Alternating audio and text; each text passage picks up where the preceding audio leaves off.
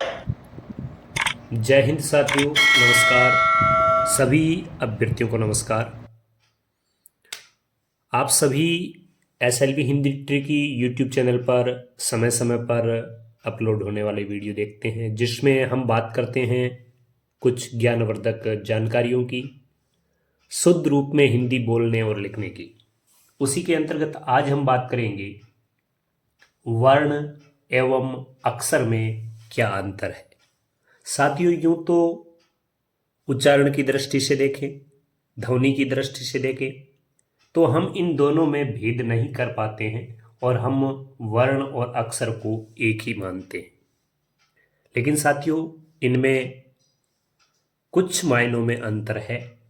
अब वर्ण का अर्थ वैसे रंग भी होता है, यदि हम माने तो वर्ण का अर्थ रंग भी होता है, वर्ण का अर्थ जाति भेद भी होता है, ये भी हम मानते हैं। मतलब ये एक तरीके से मैं इसके अर्थ बता रहा हूं। और यदि हम देखें तो वर्ण एक हिंदी की ध्वनि भी है, उसका नाम भी वर्ण है। यानी एक अपन कह सकते हैं कि भाषा की इकाई है, भाषा की इकाई है, उसको भी अपनी क्या कहते हैं, वर्ण कहते हैं।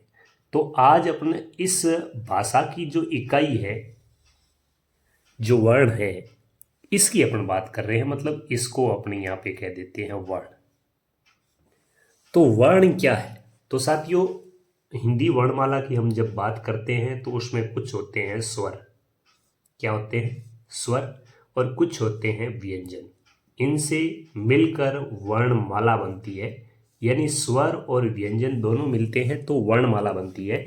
जैसे हम बात करें ए है, आ है, इस प्रकार यदि हम बात करें कि 11 जो स्वर होते हैं अंग और ए तक, ये सभी वर्ण हैं, ये सभी वर्ण हैं।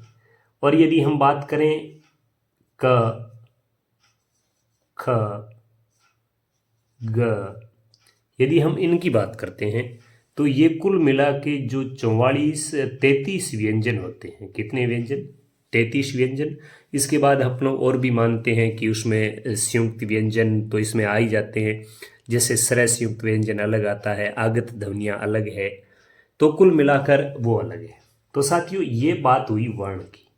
अब यदि हम अक्षर की बात करते हैं तो अक्षर का मतलब होता है जिसका नाश न हो, जिसका नाश न हो।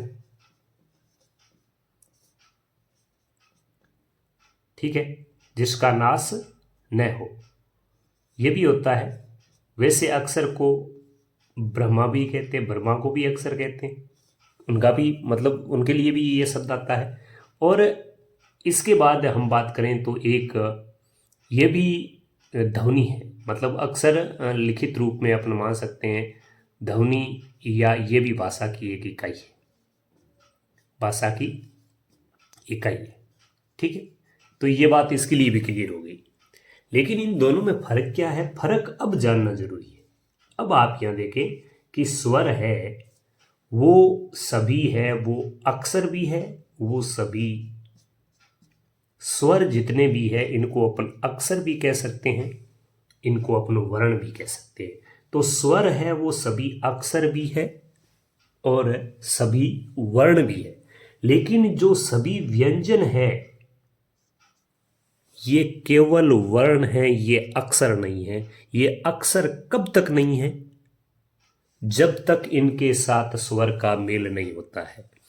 तो व्यंजन है, जैसे मैं यहां पर व्यंजन लिखूंगा तो मैं लिखूंगा स्वर, स्वर सहित, स्वर सहित व्यंजन।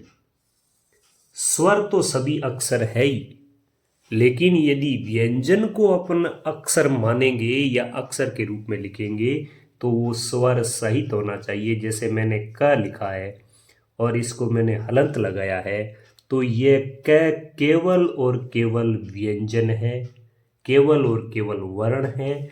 ये क है वो अक्षर नहीं है। अब यदि मैं इसके साथ में मेल कर देता हूं स्वर का, तो जैसे ही मैंने इसमें ए में स्वर मिलाया तो ये क्या बना? कै बना। क्या बना, कै बना। और अब ये जो कै है, यह जो कै है, यह आपके हो गया अक्षर।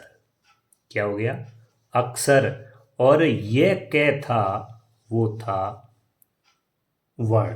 क्या था, वर्ण। तो आप यह मान के चले, और यह ए है, यह अक्षर भी है और यह वर्ण भी है।